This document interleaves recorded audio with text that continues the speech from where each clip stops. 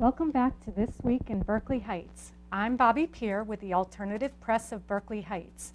I'm here with Councilwoman Jean Kingsley, Rick Froyo, and Midge Vicendisi, who are members of the Beautification Committee. Welcome.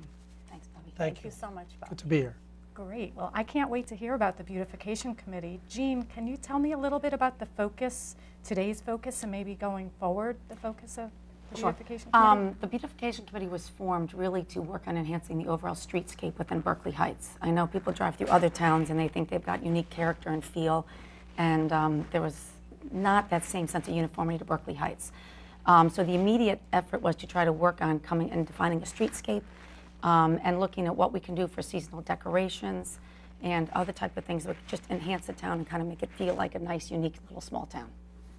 Now, how will you be getting the funds for the Beautification Committee? We've had various fundraising initiatives, which we're going to let Midge talk about some of them in the past. And going forward, our biggest funding right now is what we're calling the Clock Project. And there have been banners put up in all of the local businesses. And that project is really twofold. One, we're going to put in a beautiful four-face clock in Peppertown Park, which is the park right across from the train station. And the money that we raise from selling the faces and plaques that will go down the side will be used to fund future enhancements to the streetscape, whether it's holiday lit ornaments, seasonal baskets, banners, flags, various items that would kind of line the town and kind of give it a hometown feel. That's great. Now, Midge, can you tell us about the accomplishments that the committee has done so far? We're very proud and excited to say that over the last year, if you've driven through town, you have seen things that you really haven't seen in quite some time here. And I've lived in this town my whole life and can say that this year was a banner year for the town. We have had holiday decoration banners that came in such a beautiful size, not just your typical little banner, but Berkeley Heights does it big. We had gorgeous banners last year that will be coming back again. We've also had beautiful Welcome to Berkeley Heights banners that show the town seal that really, when you look at it and you stop to stare at it, really is just, it's so prideful. And then we participated with the Raise the Flag campaign along with the veterans, where people from the town donated a flag to line Berkeley Heights. And I can't tell you how many people have come through our town and say they just stop and stare at the beauty and the splendor of those flags lining the town. And having a store in town, I hear over and over how glad people are to see these banners. And going forward, we have our Clock Project, as Jean said, which is going to be magnificent. And I believe, not because I'm biased, that this clock is going to be unique and beautiful.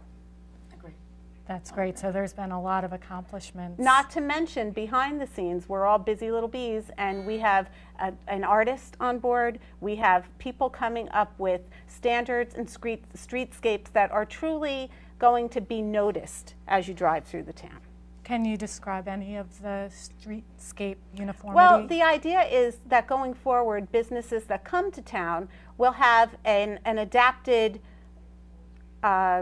standard, if you will. Okay. So that things will start looking uniform while you drive through the town. You'll notice, you'll say, hey, there's some continuity.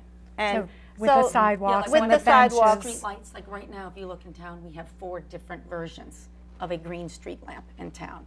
The goal would be anybody in any future development is going to have one standard street lamp that's going to go in addition to benches, trash receptacles, and potentially even planters. And they'll all, you know, when they go into town for their permits, they're going to literally be handed the specs and the corporation they order from, and everything would be the same color, same exact match. And the pavers would be put down in one direction. So it's a perfect time for this really committee to get going, because if you notice, there's a lot of development going on in town. And there's going to be a lot more development coming. So you are going to, you know, over the next 2 years, we should really see the streetscape kind of come together and really take shape. Great. I'm looking forward to that. Now, back to the Clock Project. Can you tell us who the clock sponsors are? Yes, Rick? I can. Yes. Hi. We're very fortunate in this town that we have so many great people and generous people who care about our town very much, as we all do here on the committee.